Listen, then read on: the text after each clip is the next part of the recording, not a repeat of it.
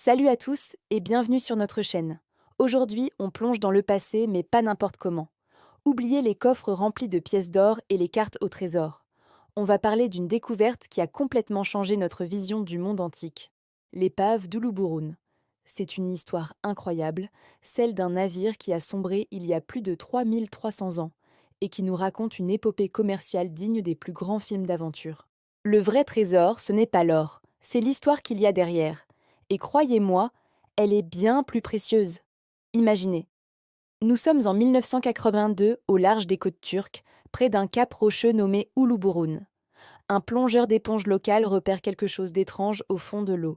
Il décrit des biscuits en métal avec des oreilles. Intrigué, l'Institut d'archéologie nautique, ou INA, lance une enquête. Ce qu'ils vont découvrir va dépasser toutes leurs attentes. Ce n'est pas juste une vieille épave, c'est une capsule temporelle quasi intacte de l'âge du bronze. Les analyses au carbone 4 sont formelles. Le navire a coulé autour de 1320 avant notre ère, à plus ou moins 15 ans près. C'est l'une des épaves les plus anciennes et les plus riches jamais trouvées. Et quand je dis riche, je ne parle pas seulement de valeur monétaire. Alors, qu'y avait-il à bord de ce navire? La réponse est simple, le monde, ou du moins le monde connu de l'époque. La cargaison principale était constituée de 10 tonnes de lingots de cuivre, probablement extraits à Chypre. Il y avait aussi une tonne de lingots d'étain. Cuivre plus étain, ça vous dit quelque chose? C'est la recette du bronze, le métal qui a donné son nom à toute une époque. Ce bateau transportait littéralement les fondations de la technologie de son temps. C'était l'équivalent d'un cargo rempli de microprocesseurs aujourd'hui. Ces métaux étaient essentiels pour fabriquer des outils, des armes, des bijoux, bref, tout ce qui faisait la société de l'âge du bronze. Mais ce n'est que le début. En explorant l'épave, les archéologues ont trouvé des objets venant de partout. Des poteries chypriotes, bien sûr, mais aussi des céramiques cananéennes, qui servaient probablement de conteneurs pour des résines précieuses, comme la térébenthine. On a retrouvé plus de 150 amphores remplies de cette résine, utilisée pour les parfums et les rituels. Il y avait aussi du verre brut, des lingots de verre bleu cobalt, turquoise et lavande, venant d'Égypte ou de Mésopotamie. C'est la plus ancienne collection de verre brut connue à ce jour. On a aussi découvert de l'ivoire d'éléphants et d'hippopotames, des œufs d'autruche, de l'ambre de la Baltique et même des épices. C'est un véritable catalogue du commerce international du XIVe siècle avant notre ère. Chaque objet est une pièce d'un immense puzzle. Ce qui est fascinant, c'est que cette cargaison n'était pas un simple échange commercial. Elle révèle des liens diplomatiques complexes entre les grands empires de l'époque. Par exemple, on a trouvé un scarabée en or portant le nom de Néfertiti, la célèbre reine d'Égypte. C'est un objet extrêmement rare et précieux. Il y avait aussi une épée et des poignards de style cananéen, mais aussi des armes mycéniennes venant de la Grèce de l'époque. Le navire lui-même était construit en cèdre du Liban, une technique typique du Levant. L'équipage semble avoir été un mélange de cananéens et de mycéniens, à en juger par leurs effets de personnel. Tout cela suggère que ce n'était pas une simple expédition marchande privée, mais probablement un envoi royal, un cadeau diplomatique entre souverains.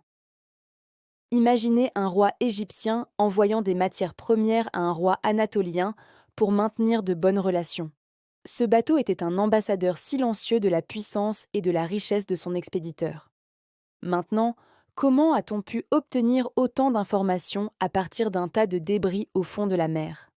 C'est là que le travail méticuleux des archéologues entre en jeu. Les fouilles d'Uluburun ont duré 11 ans, de 1984 à 1994. Chaque été, une équipe de l'INA retournait sur le site. Et ce n'était pas une partie de plaisir. L'épave repose sur une pente raide, entre 44 et 61 mètres de profondeur. À cette profondeur, les plongeurs ne peuvent alors rester que 20 minutes, 2 fois par jour. Chaque seconde compte. Le processus était d'une précision chirurgicale.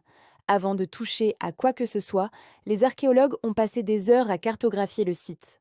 Chaque objet, même le plus petit fragment, était photographié mesuré, et sa position exacte relevée en 3 dimensions. Ils ont créé une grille sur le site pour localiser chaque découverte. Cette cartographie est cruciale, car la position d'un objet par rapport aux autres nous renseigne sur la façon dont le navire s'est disloqué et comment la cargaison était organisée. C'est un travail de détective sous-marin.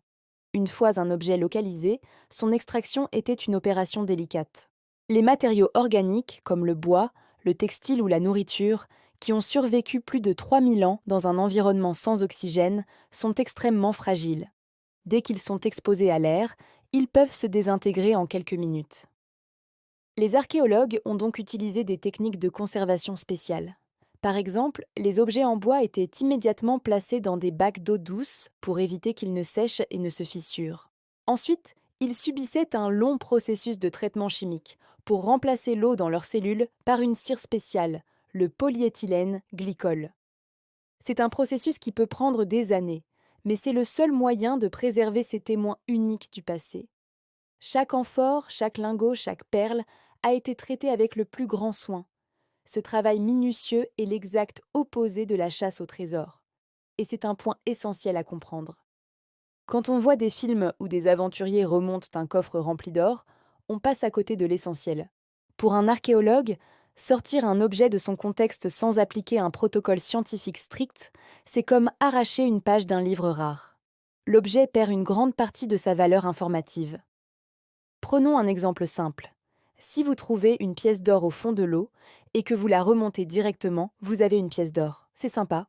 Mais si vous documentez sa position exacte, que vous analysez les sédiments autour, que vous regardez si elle est à côté d'une poterie spécifique ou d'un autre type d'objet, alors cette pièce d'or commence à raconter une histoire.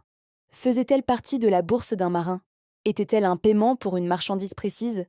Était-elle cachée dans un endroit spécial? Toutes ces informations sont contenues dans le contexte archéologique. Un chasseur de trésors qui utilise une grue ou une drague pour remonter des objets en vrac détruit ce contexte à jamais. Il vole non seulement des objets, mais aussi l'histoire qui va avec. C'est une perte irréparable pour toute l'humanité. L'épave du Loup-Bouroun est l'exemple parfait de ce que l'archéologie sous-marine peut accomplir lorsqu'elle est bien faite. Grâce à ce travail patient et scientifique, on ne voit plus l'âge du bronze comme une période sombre et isolée. On voit un monde dynamique, connecté, avec des réseaux commerciaux qui s'étendaient de la Baltique à l'Égypte, de la Grèce à la Mésopotamie. On comprend mieux les relations politiques, les technologies et même la vie quotidienne des gens qui vivaient à cette époque. Ce navire n'est pas juste une collection d'antiquités, c'est un chapitre entier de notre histoire commune qui a refait surface. Alors la prochaine fois que vous entendrez parler d'un trésor englouti, souvenez-vous du Loup-Bouroun. Le vrai trésor n'est pas toujours ce qui brille le plus. Parfois, il se cache dans les détails, dans la position d'une poterie brisée ou dans la composition chimique d'un lingot de métal. Si vous ne cherchez que l'or, vous perdez l'histoire. Et l'histoire, elle, n'a pas de prix. C'est elle qui nous connecte à notre passé et qui nous aide à comprendre qui nous sommes aujourd'hui. L'aventure archéologique est bien plus passionnante que n'importe quelle chasse au trésor. Merci d'avoir regardé cette vidéo jusqu'au bout. J'espère que ce voyage dans le temps vous a plu. Si c'est le cas, n'hésitez pas à laisser un pouce bleu, à commenter et surtout à vous abonner pour ne rien manquer de nos prochaines explorations. À très bientôt pour une nouvelle aventure.